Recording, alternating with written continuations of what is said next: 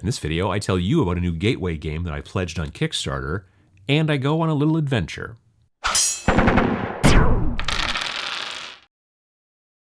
So you've probably seen some videos out there for a new game that's in Kickstarter right now that's made by Weta Workshop. It's the same people who do most of the special effects for Lord of the Rings and The Hobbit and a whole bunch of other movies, including the new Ghost in the Shell. I was just watching a video last night from their studio about a bunch of the props from the new Ghost in the Shell movie, which is coming out at the end of the month.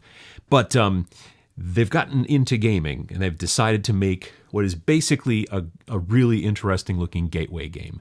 It's called Giant Killer Robots, and I watched a couple of plays through. I want to say miniwargaming.com had one, and Beasts of War had one, and besides the fact that it was really kind of cool looking, the game mechanics I thought were really interesting, and it was a gateway game, so it was ticking off a whole bunch of different boxes for me, which kind of leads me to sort of sometimes lead with my wallet. I first heard about the entire thing on Adam Savage's YouTube channel called Tested. Now, if you don't know Adam Savage, you probably know Mythbusters. So there was the redheaded guy and the guy with the big mustache. He was the redheaded guy, or still is actually. But he has his own YouTube channel called Tested, and he was at Weta doing other stuff, and they showed him this game, and they did a video about it. And that's where I first heard about it a couple of months ago. And then it kind of fell out of my brain, and then I started seeing more videos about it. And then I went and I pledged for the Kickstarter because not only is it a cool-looking game, you have four big pre-painted, robots, one for each faction. There are corporations that are fighting over the salvage rights and ruins of old cities like New York and Chicago. Not only that, but you also have the little ones. But just the concepts and the artwork, it reminds me of the video game Borderlands. All this stuff, I just was really super interested, and that was cool. But there was something else that also really got me interested that I don't see a lot of other, games, especially like this, doing. A couple of levels up from the base cost for the game on the pledge tree, which I just made up. I don't know if that's a real thing or not. There's something called the Painter's Edition. So you get the normal core game with the pre-painted heavy hitters, that's the big robots, and you get a bunch of other stuff, all the other junk and the stretch goals and all that. But you also get the 4 heavy hitters unassembled and unpainted so that you can then assemble them and paint them yourself. And I thought that was really cool, and that was the level that I decided to go on. So after doing that, I started thinking about it. I'm like, I didn't know anything about this. I didn't see it on any of the videos. No one talked about it. So I thought, well, I'll just try to contact Weta. What's the worst that could happen? So I received a pretty rapid response, actually, to my email. And I talked to a person at Weta, and she said, yeah, that sounds like a great idea. And she FedExed me 2 of the unassembled, unpainted robots from other side of the planet, New Zealand, to where I live, and I got them a week ago today, so last Thursday. I'm shooting this on Thursday night, goes live on Friday morning.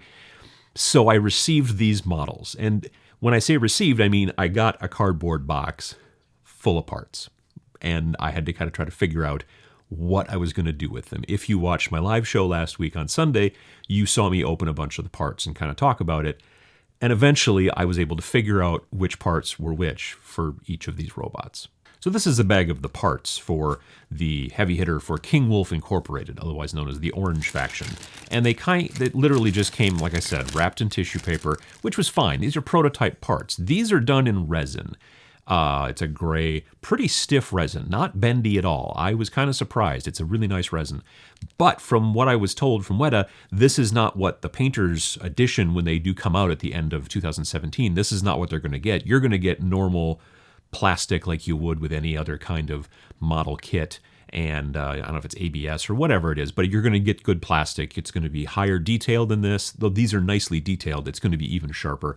And it'll be great for painting. But you get all the parts. I suspect they'll probably give you instructions as well. I kind of had to figure it out by looking at pictures on the website. But I eventually did. And this, being the orange one, this is the parts. But I kind of hustled for me because I'm not a very fast painter.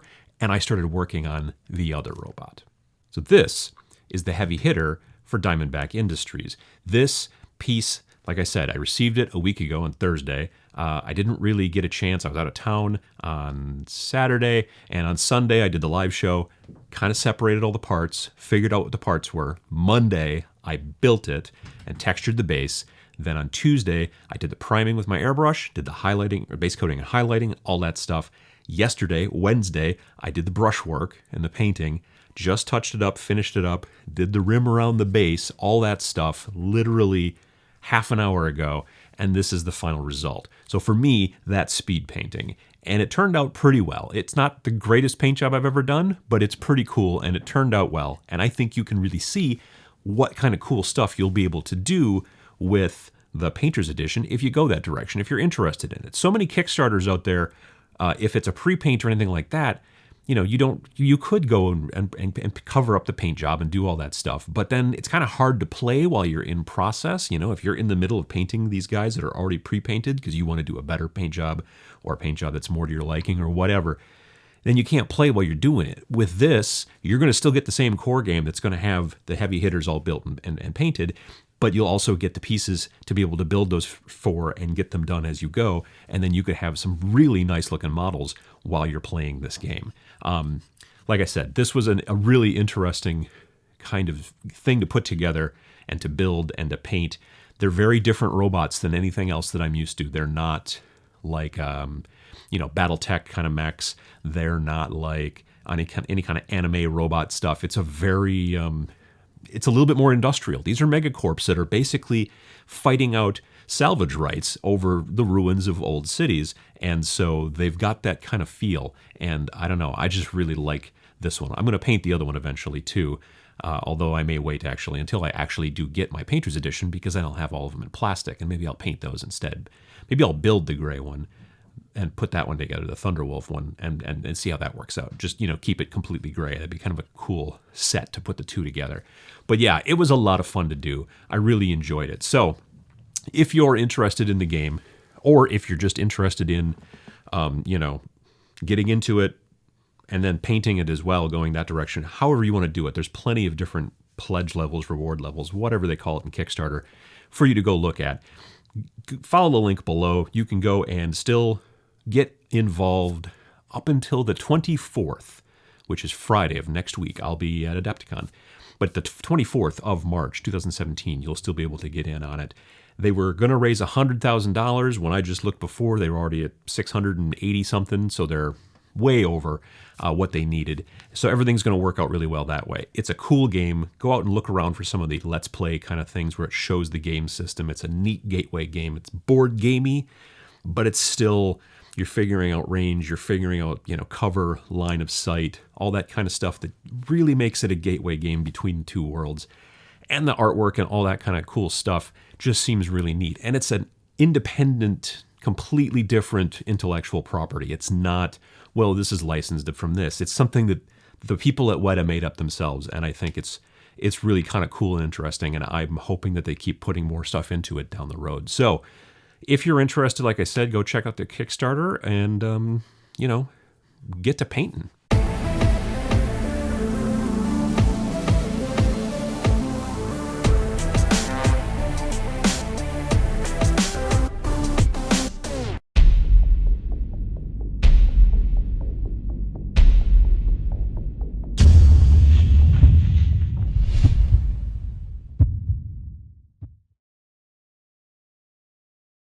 Seriously, cats. Stop it!